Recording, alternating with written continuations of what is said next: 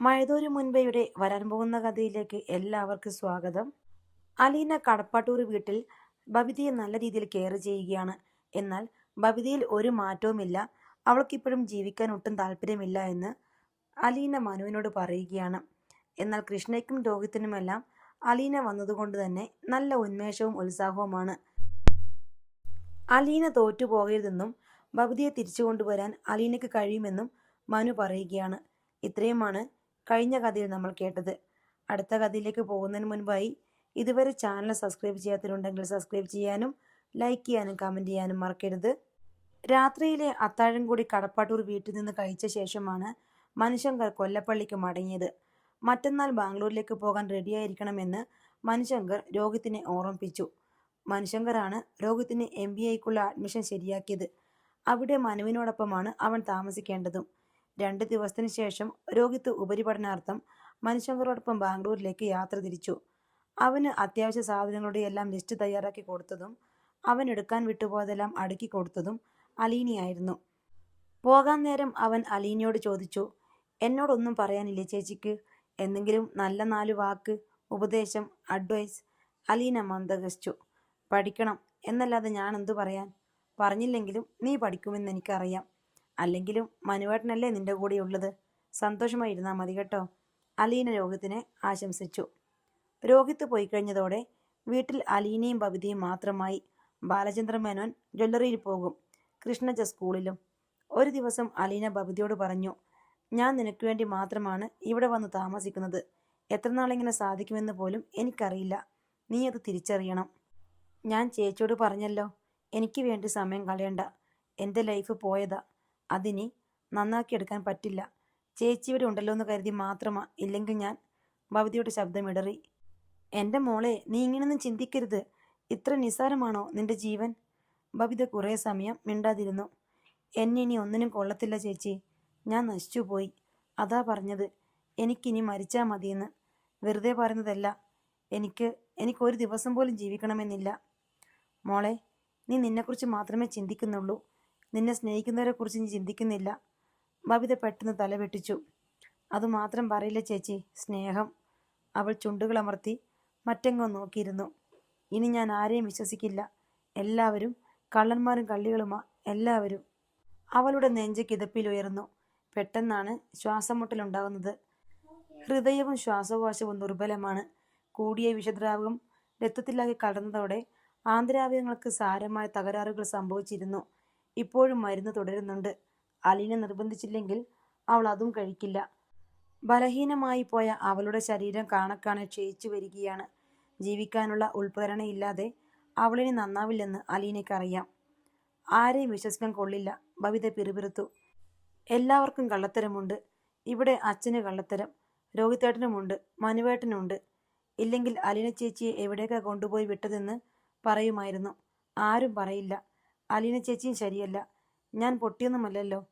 അലീന ചേച്ചിക്ക് ഈ വീടുമായിട്ട് എന്തോ ബന്ധമുണ്ടെന്ന് എനിക്കറിയാം. അച്ഛനും രോഹിത്തേട്ടനും മനുവേട്ടനും ഒക്കെ അറിയാം.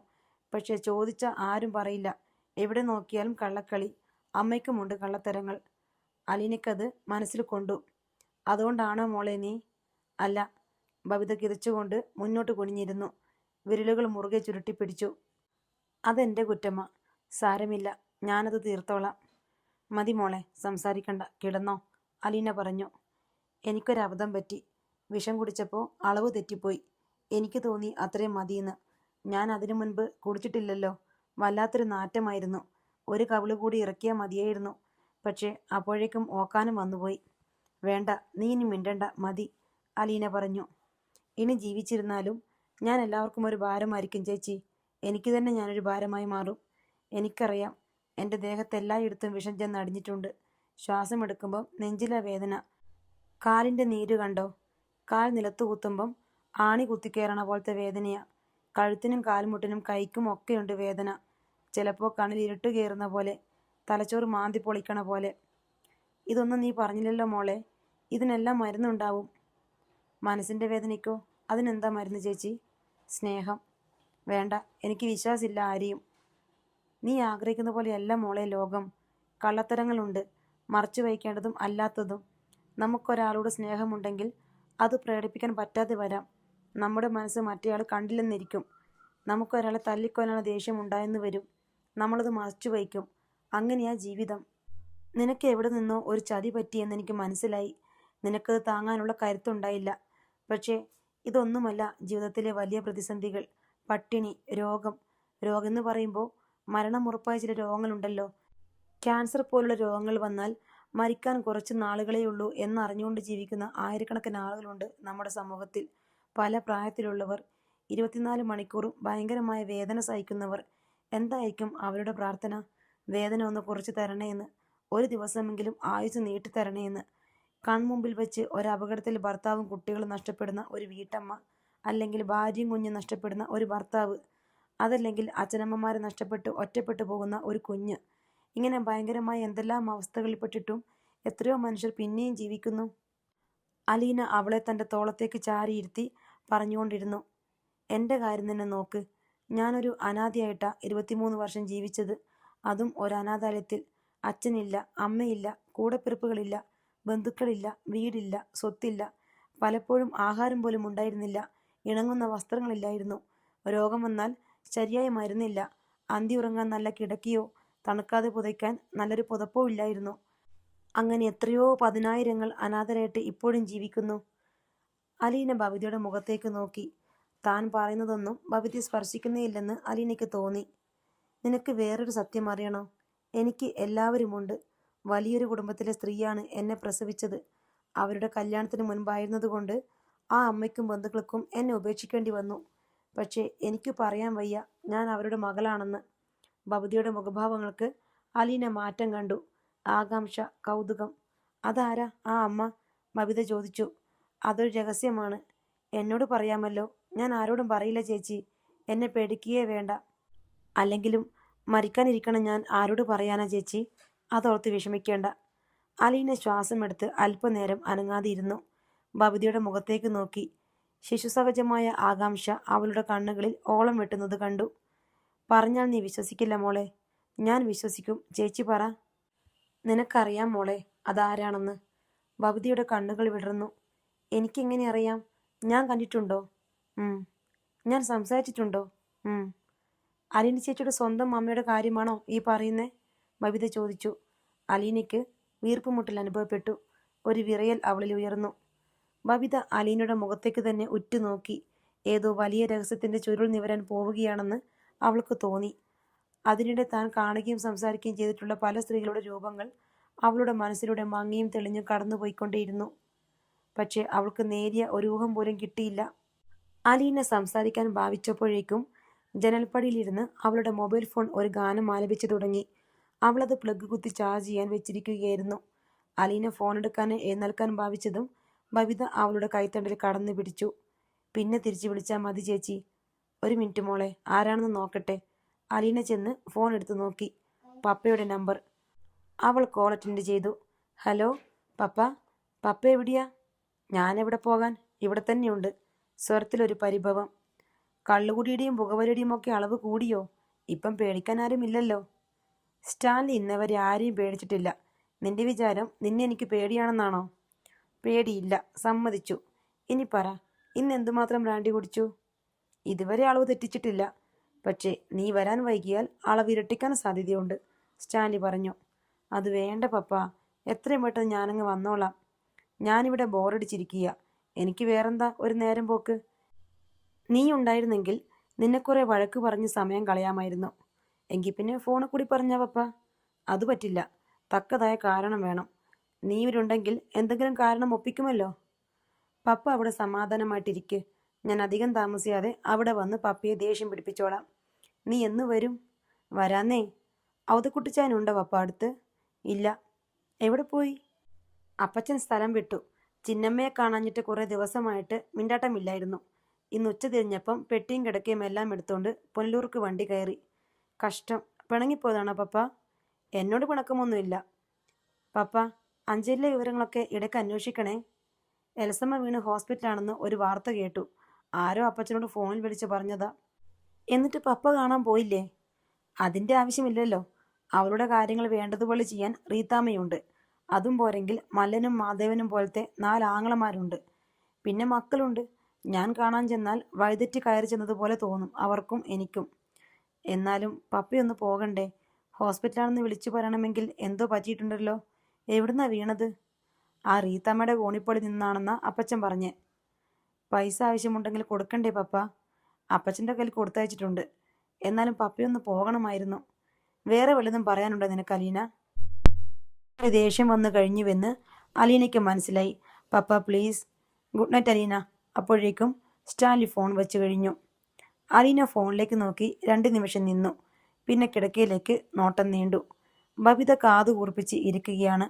അവളോ കൃഷ്ണജോ കേൾക്കെ അലീന ഇതുവരെ പപ്പയോട് ഫോണിൽ സംസാരിച്ചിട്ടില്ല. പപ്പയുടെ ഫോൺ വന്നാൽ അവൾ മുൻപ് സൗദാമിനി അമ്മ കിടന്നിരുന്ന മുറിയിലേക്ക് പോകും. പപ്പയെ അങ്ങോട്ട് വിളിക്കാനും അവൾ അങ്ങനൊരു മുൻകരുതലെടുത്തിരുന്നു. ഇപ്പോൾ മനഃപൂർവ്വമാണ് അവൾ ബബിതയുടെ മുൻപിൽ വെച്ച് പപ്പയുടെ ഫോൺ അറ്റൻഡ് ചെയ്തത്. അലീന തിരികെ കട്ടിലിൽ ചെന്നിരുന്നപ്പോൾ ബബിത സംശയത്തോടെ അവളെ നോക്കി. അലീന ചേച്ചി പപ്പയെന്നൊക്കെ വിളിച്ച് സംസാരിച്ചത് ആരോടാ? എൻ്റെ പപ്പയോട്. പപ്പയെന്ന് വെച്ചാ? എൻ്റെ സ്വന്തം പപ്പ. ബബിതയുടെ കണ്ണു മിഴിഞ്ഞു. ശരിക്കും? ശരിക്കും, അലീന പറഞ്ഞു. എങ്ങനെ കണ്ടുപിടിച്ചു? എനിക്കെൻ്റെ അച്ഛൻ കാട്ടിത്തന്നു. എൻ്റെ അച്ഛനോ? അച്ഛൻ എങ്ങനെ കണ്ടുപിടിച്ചു അലീന ചേച്ചിയുടെ പപ്പയെ? അച്ഛൻ അറിയാമായിരുന്നു മോളെ, അലീന പറഞ്ഞു. ബബിത നിവർന്നിരുന്നു. അവൾക്ക് വിശ്വാസമാകുന്നില്ല. എവിടെയാ അലീന ചേച്ചിയുടെ പപ്പ? കുളത്തൂപ്പുഴ. പപ്പയുടെ അടുത്തായിരുന്നോ അലീന ചേച്ചി ഇത്രയും നാളും? അതെ. എന്നിട്ട് എന്നോടൊക്കെ പറഞ്ഞത് വേറെ എവിടെയോ ജോലിയാണെന്നല്ലേ? സോറി മോളെ, അങ്ങനെ പറയേണ്ടി വന്നു. ഒരു പ്രതിഷേധം, അമർഷം, ദേഷ്യം എല്ലാം കൂടി കുഴഞ്ഞു മറിഞ്ഞ് ബബിതയെ വികാരവിശുദ്ധിയാക്കുന്നത് അവളുടെ മുഖത്തും കണ്ണിലും അലീന കണ്ടു. സോറി. അവൾ ബബിതയുടെ കരം ഗ്രഹിച്ചു. ബബിത പെട്ടെന്ന് കൈ കുതറിച്ചു. അച്ഛനും രോഹിത്തേട്ടനും മനുവേട്ടനും ഒക്കെ അറിയായിരുന്നില്ലേ അലീന ചേച്ചി സ്വന്തം പപ്പയുടെ കൂടെയാണെന്ന്? അവൾ കുറ്റപ്പെടുത്തുന്ന പോലെ ചോദിച്ചു. അറിയായിരുന്നു, പക്ഷേ. എന്നിട്ട് എന്നോടും കൃഷ്ണമോളോടും മാത്രം സത്യം പറഞ്ഞില്ല. എത്ര ചോദിച്ചിട്ടും പറഞ്ഞില്ല. അഡ്രസ്സ് ചോദിച്ചിട്ട് തന്നില്ല. എന്തിനായിരുന്നു അലീന ചേച്ചി ഞങ്ങളെ ഒളിപ്പിച്ചത്? അത് പറയാൻ പാടില്ലായിരുന്നു മോളെ. ബബിത വിസമ്മത രൂപേണ അങ്ങോട്ടും ഇങ്ങോട്ടും മുഖം ചലിപ്പിച്ചു. എന്നിട്ടിപ്പോഴോ? ഇപ്പോഴും പറയാൻ പാടില്ലായിരുന്നു. പക്ഷേ നിന്നോടുള്ള സ്നേഹക്കൂടുതൽ കൊണ്ട് പറയേണ്ടി വന്നു. ഇതുവരെ ഇല്ലായിരുന്നോ ഈ സ്നേഹം? മോളെ, നീ ജീവിച്ചിരിക്കില്ലെന്ന് പറഞ്ഞല്ലോ. വീണ്ടും ആത്മഹത്യക്ക് ശ്രമിക്കുമെന്ന് പറഞ്ഞില്ലേ? എൻ്റെ കഥ നിന്നോട് പറഞ്ഞാൽ, ഞാൻ ആരാണെന്നറിഞ്ഞാൽ നിനക്കൊരു മനമാറ്റം ഉണ്ടാകില്ലോ എന്ന് വിചാരിച്ച ഞാനിത് ഇപ്പം നിന്നോട് പറയാമെന്ന് വെച്ചത്. വേണ്ട, പറയണ്ട. എനിക്കൊരു മനമാറ്റം ഉണ്ടാകാൻ പോണില്ല. ഇനിയിപ്പോൾ എനിക്ക് പറയാതിരിക്കാനും വയ്യ. എനിക്ക് കേൾക്കണ്ടെന്നല്ലേ പറഞ്ഞേ? ബബിത കിടന്നു കളഞ്ഞു. അതും മറുവശത്തേക്ക് പുറംതിരിഞ്ഞ്. അല്പം കഴിഞ്ഞപ്പോൾ പിറുപിറുക്കുന്നത് കേട്ടു. എനിക്കറിയായിരുന്നു ആരെയും വിശ്വസിക്കാൻ കൊള്ളില്ല, ആരെയും. അലീന അവളോടൊപ്പം കിടന്നു. വലതുകരം കൊണ്ട് അവളെ മെല്ലെ കെട്ടിപ്പിടിച്ചു. ബബിത ആ കൈയെടുത്ത് മാറ്റി. കള്ളസ്നേഹമൊന്നുമല്ല. ശരിക്കും എനിക്ക് നിന്നോട് വലിയ ഇഷ്ടമാ മോളെ. അല്ലെങ്കിൽ ഞാനിവിടെ വന്ന് താമസിക്കുമോ? അമ്മയ്ക്ക് ഇഷ്ടമില്ലെന്നറിഞ്ഞിട്ട് കൂടി. എനിക്ക് നിന്നോടുള്ള സ്നേഹം അറിയാവുന്നത് കൊണ്ടല്ലേ അച്ഛൻ അതിന് അനുവദിച്ചത്? വേണ്ട, എനിക്ക് വേണ്ടി അലീന ചേച്ചി ഇനി ഇവിടെ ഒരു നിമിഷം പോലും നിൽക്കണ്ട. എനിക്കിഷ്ടമല്ല. ഇനി എന്നോട് സംസാരിക്കാൻ വേണ്ട. ഈ റൂമിൽ നിന്ന് എണീറ്റ് പോയി മാറിക്കിടന്നാൽ അത്രയും സന്തോഷം. മോൾ എന്നെ വെറുത്തോ അല്ലെങ്കിൽ അടിച്ചു പുറത്താക്കിക്കോ, ഒക്കെ ഞാൻ സഹിച്ചോളാം. പക്ഷേ ഞാൻ പറയാൻ പോകുന്നത് എന്താണെന്ന് കേട്ടിട്ട്. ബബിത തിരിഞ്ഞു. അലീനയെ തുറിച്ചു നോക്കി. ഞാൻ ഈ രാത്രി തന്നെ പൊക്കോളാം, അലീന പറഞ്ഞു. പക്ഷേ നീ കേൾക്കണം എനിക്കെന്താണ് പറയേണ്ടതെന്ന്. എനിക്ക് വേറെയൊന്നും അറിയണ്ട. എന്തിനിത് ഞങ്ങളിൽ നിന്ന് മാത്രം മറച്ചു വെച്ചു? അലീന ചേച്ചിക്ക് ഒരു പപ്പയുണ്ടെന്ന് അറിയുന്നത് ഞങ്ങൾക്ക് സന്തോഷമല്ലേ? അലീന ചേച്ചി സ്വന്തം പപ്പയുടെ കൂടെയാണ് താമസിക്കുന്നതെന്ന് അറിഞ്ഞാൽ അമ്മയും അച്ഛനും തമ്മിലുള്ള പിണക്കം മാറിയേനെ. അച്ഛൻ അലീന ചേച്ചിക്ക് വേണ്ടതെല്ലാം തന്ന് എവിടെയോ രഹസ്യമായിട്ട് താമസിപ്പിച്ചിരിക്കുകയാണെന്നായിരുന്നു അമ്മയുടെ സംശയം. അച്ഛന് പറയായിരുന്നല്ലോ അലീന ചേച്ചി സ്വന്തം പപ്പയുടെ അടുത്താണെന്ന്. എന്തായാലും അച്ഛനല്ലേ കണ്ടുപിടിച്ചത് അലീന ചേച്ചിയുടെ പപ്പയെ? അതെ, പക്ഷേ എൻ്റെ പപ്പ ആരാണെന്ന് പറയാൻ പാടില്ലായിരുന്നു. അതെന്താ? അലീന ചേച്ചിയുടെ പപ്പ വല്ല ക്രിമിനലുമാണോ? ഒളിച്ചു വയ്ക്കേണ്ട കാര്യമെന്താ? അലീന മന്ദഹസിച്ചു. പപ്പ ഒരു റിട്ടയർഡ് ലെഫ്റ്റനന്റ് കേണലാണ്. പേര് സ്റ്റാൻലി ജോസഫ്. കുളത്തൂപ്പുഴയിൽ പപ്പയ്ക്കൊരു റബ്ബർ തോട്ടമുണ്ട്. വലിയ ബംഗ്ലാവുണ്ട്. കാറുകളുണ്ട്. പപ്പയ്ക്ക് ഭാര്യയും മക്കളുമുണ്ട്. ബബിത തലയാളിൽ കൈമുട്ടൂന്നി കൈമടക്കി കൈപ്പത്തിക്ക് മീതെ തലയേറ്റി വെച്ചു. പപ്പ കല്യാണം കഴിക്കുന്നതിന് മുൻപ് ജനിച്ചവളാ ഞാൻ. പക്ഷേ ഞാൻ ജീവിച്ചിരിപ്പുണ്ടെന്ന് പപ്പയ്ക്ക് അറിയില്ലായിരുന്നു. അതെങ്ങനെ അറിയാതെ പോയി?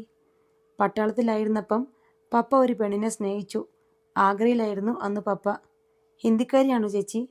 അല്ല, മലയാളി പെണ്ണ്. പപ്പയും ആ പെണ്ണും കൂടി കുറേ കാലം ഒന്നിച്ച് താമസിച്ചു. ആ സ്ത്രീ ഗർഭിണിയായിരുന്ന സമയത്ത് പപ്പയ്ക്ക് ഒരു ആക്സിഡന്റ് ഉണ്ടായി. അനങ്ങാൻ പോലും വയ്യാതെ മാസങ്ങളോളം ആശുപത്രിയിൽ കിടന്നു. നാട്ടിൽ വെച്ചാണ് അപകടമുണ്ടായത്. പപ്പ സ്നേഹിച്ച പെണ്ണ് അതൊന്നും അറിയുന്നുണ്ടായിരുന്നില്ല. ആഗ്രയിൽ എവിടെയോ ഒരു വാടക വീട്ടിൽ പപ്പ തിരിച്ചു വരുന്നതും കാത്ത് ഇരുന്നു. ഒരു ഫോൺ കോൾ മതിയായിരുന്നല്ലോ അറിയിക്കാൻ, അല്ലെങ്കിൽ ഒരു SMS. ബബിത തർക്കിച്ചു. അങ്ങനെയല്ല മോളെ, അന്ന് മൊബൈൽ ഫോണൊന്നുമില്ല. 1/4 നൂറ്റാണ്ട് മുൻപാണെന്ന് ഓർക്കണം. STD സൗകര്യം പോലും ഇല്ലായിരുന്നത്രേ. അതിനിടയ്ക്ക് ആ പെണ്ണിൻ്റെ വീട്ടുകാർ എൻ്റെ പപ്പയും അവരും തമ്മിൽ സ്നേഹമാണെന്നും ഒന്നിച്ച് താമസിക്കുകയായിരുന്നെന്നും ഒക്കെ അറിഞ്ഞു. അവർ ആഗ്രയിൽ ചെന്ന് പപ്പയുടെ ആളിനെ കൂട്ടിക്കൊണ്ടുപോയി. പപ്പയുമായുള്ള കല്യാണം നടത്തി കൊടുക്കണമെന്ന് ആ പെണ്ണ് കരഞ്ഞു പറഞ്ഞിട്ടും വീട്ടുകാർ സമ്മതിച്ചില്ല. മിലിട്ടറിയിൽ ജോലിയൊക്കെ ആളല്ലേ, പിന്നെ എന്താ സമ്മതിച്ചാൽ? എൻ്റെ പപ്പ ക്രിസ്ത്യാനി, പപ്പ സ്നേഹിച്ച പെണ്ണ് ഹിന്ദു. ഇന്നത്തെ പോലെയല്ല അന്ന്. മതം മാറി കല്യാണം കഴിക്കുന്നതൊക്കെ ഭയങ്കര അപമാനമാണ് കുടുംബക്കാർക്ക്. പെണ്ണിന് ഇന്നത്തെ പോലെ സ്വാതന്ത്ര്യമില്ല. മിശ്ര വിവാഹം എന്ന് പറയുന്നതൊക്കെ വലിയ വിപ്ലവമാണ്. പപ്പയുടെ വീട്ടുകാരും പെണ്ണിൻ്റെ വീട്ടുകാരും ഒത്തുകൂടി. രണ്ടു കൂട്ടർക്കും കല്യാണം നടത്താൻ ഇഷ്ടമല്ല. അവരൊത്തുചേർന്ന് ഒരു കള്ളക്കഥ ഉണ്ടാക്കി. പപ്പയുടെ കല്യാണം വീട്ടുകാർ നിർബന്ധിച്ച് നടത്തി കഴിഞ്ഞെന്ന് പപ്പ സ്നേഹിച്ച പെണ്ണിനെ പറഞ്ഞ് വിശ്വസിപ്പിച്ചു. പ്രസവമെടുക്കാറായതുകൊണ്ട് വയറ്റിൽ കിടക്കുന്ന കുഞ്ഞിനെ നശിപ്പിച്ചു കളയാൻ അവർക്ക് സാധിച്ചില്ല. നെയ്യാറ്റിൻകരയിലുള്ള ഒരു ആശുപത്രിയിൽ വെച്ച് അത് രഹസ്യമായിട്ട് പ്രസവം നടത്തി. എന്നിട്ട് കുഞ്ഞിനെ എടുത്ത് കഴക്കൂട്ടത്തെ അനാഥാലയത്തിന് കൊടുത്തു. കുഞ്ഞ് പ്രസവത്തോടെ മരിച്ചുപോയെന്ന് അതിൻ്റെ അമ്മയോട് കള്ളം പറഞ്ഞ് വിശ്വസിപ്പിച്ചു. അലീന വിശദീകരിച്ചു. ബബിത ആകാംക്ഷയോടെ എഴുന്നേറ്റിരുന്നു. അങ്ങനെയൊക്കെ സംഭവിക്കുമോ ചേച്ചി? അന്നത്തെ കാലത്ത് അങ്ങനെ എന്തെല്ലാം സംഭവിച്ചിരിക്കുന്നു മോളെ. ആ കുഞ്ഞിനെ പ്രസവിച്ച സ്ത്രീക്ക് ഇതൊക്കെ സത്യമാണോന്ന് അന്വേഷിക്കാമായിരുന്നില്ലേ? ബബിത ചോദിച്ചു. അവരെവിടെ പോയി അന്വേഷിക്കും? ഞാൻ പറഞ്ഞില്ലേ, ഇന്നത്തെ പോലെ സ്വാതന്ത്ര്യമില്ല അന്ന് പെണ്ണിന്. ഉടൻ വരാമെന്ന് പറഞ്ഞ് നാട്ടിലേക്ക് പോയ ആളിനെ കാണുന്നില്ല. ആ മനുഷ്യൻ വേറെ കല്യാണം കഴിച്ചോന്നറിയുന്നു. അച്ചടിച്ച വെഡ്ഡിംഗ് കാർഡ് കാണിക്കുന്നു. വ്യക്തമായിട്ട് വേറെ എന്തൊക്കെയോ തെളിവുകൾ. ഒരു പെണ്ണിനെന്ന് അതെല്ലാം വിശ്വസിക്കില്ലാതെ എന്തു ചെയ്യാൻ പറ്റും? എങ്കിലും കുഞ്ഞ് ജീവിച്ചിരിപ്പുണ്ടോയെന്ന് അന്വേഷിക്കാമായിരുന്നല്ലോ. മരിച്ചുപോയി എന്നാണല്ലോ അറിഞ്ഞത്. സ്നേഹിച്ച് വിശ്വസിച്ചവൻ ചതിച്ച് വേറെ കല്യാണം കഴിച്ചുവെന്ന് അറിഞ്ഞപ്പോഴത്തെ ഷോക്ക് മാറിയിട്ടില്ല. ഹോസ്പിറ്റലിൽ വെച്ചാ പ്രസവം നടത്തിയത്. അന്നത്തെ കാലത്ത് ഡോക്ടർമാർക്കും നഴ്സുമാർക്കും പൈസയൊക്കെ കൊടുത്ത് എല്ലാം രഹസ്യമായിട്ട് ഏർപ്പാടാക്കി. ഹോസ്പിറ്റൽ കിടന്നയാൾക്ക് അവിടുന്ന് ഇറങ്ങിയപ്പോഴെങ്കിലും അന്വേഷിക്കാമായിരുന്നില്ലേ? ബബിത ചോദിച്ചു. അന്വേഷിച്ച് പെണ്ണിൻ്റെ വീട്ടിൽ ചെന്നപ്പോൾ വീട്ടുകാർ ആട്ടിയോടിച്ചു. പെണ്ണവിടെയില്ല. വടക്കേ ഇന്ത്യയിൽ എവിടെയോ മാറ്റി താമസിപ്പിച്ചിരിക്കുക. 1.5 വർഷം കഴിഞ്ഞപ്പം അറിഞ്ഞു അവരെ വേറെ കല്യാണം കഴിപ്പിച്ചോന്ന്. പിന്നെ എന്തു ചെയ്യാനാ? ആ കുഞ്ഞിൻ്റെ കാര്യം എന്തായി? ബബിത ഒന്നും ഓർക്കാതെ ചോദിച്ചു. അതല്ലേ മോളെ ഞാൻ അക്കാര്യം വിട്ടുപോയി. അവൾ ചെറിയ ചമ്മലോടെ പറഞ്ഞു. അന്നു മുതൽ അലിനി ചേച്ചി അനാഥാലയത്തിലാ? 23 വർഷം. ഈ കഥയൊക്കെ അലിനി ചേച്ചി എങ്ങനെ അറിഞ്ഞു? അനാഥാലയത്തിലായിരിക്കുമ്പോഴേ അറിയായിരുന്നോ? ഇല്ല, എനിക്കൊരു അമ്മയുണ്ടെന്ന് മാത്രം അറിയായിരുന്നു. കുറേ കാര്യങ്ങളൊക്കെ അച്ഛൻ പറഞ്ഞിട്ടാണ് ഞാൻ അറിഞ്ഞത്. ബാക്കി പപ്പയും പറഞ്ഞു. ഇതൊരു മുത്തശ്ശിക്കഥ പോലുണ്ടല്ലോ ചേച്ചി, വിശ്വസിക്കാൻ പ്രയാസം. അച്ഛൻ എങ്ങനെ അറിഞ്ഞു അലീന ചേച്ചിയുടെ കഥ? അതാ എനിക്കിപ്പം അതിശയം. അച്ഛൻ അന്വേഷിച്ച് കണ്ടുപിടിച്ചു. പക്ഷേ അലീന ചേച്ചി, ഞാനൊരു കാര്യം ചോദിക്കട്ടെ? എൻ്റെ സംശയത്തിന് മറുപടി കിട്ടിയില്ലല്ലോ.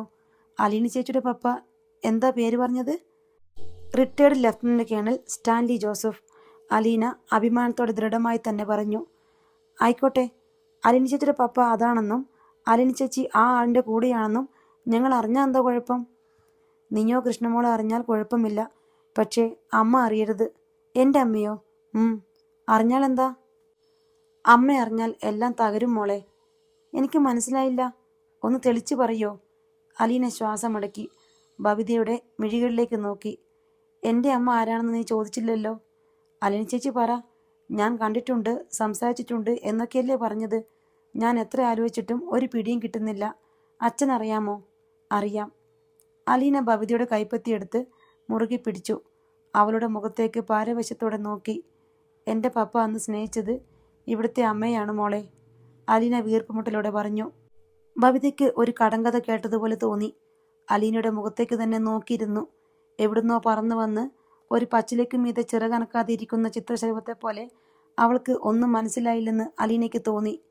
നിന്നെ പ്രസവിച്ച അമ്മ തന്നെയാണ് എന്നെയും പ്രസവിച്ചത്. ഞാനും നീയും രോഹിത്തും കൃഷ്ണമോളുമെല്ലാം ഒരമ്മയുടെ വയറ്റിൽ പിറന്നവരാ. വികാരാധിക്യം കൊണ്ട് അലീനയുടെ ശബ്ദം വിറയാർന്നു.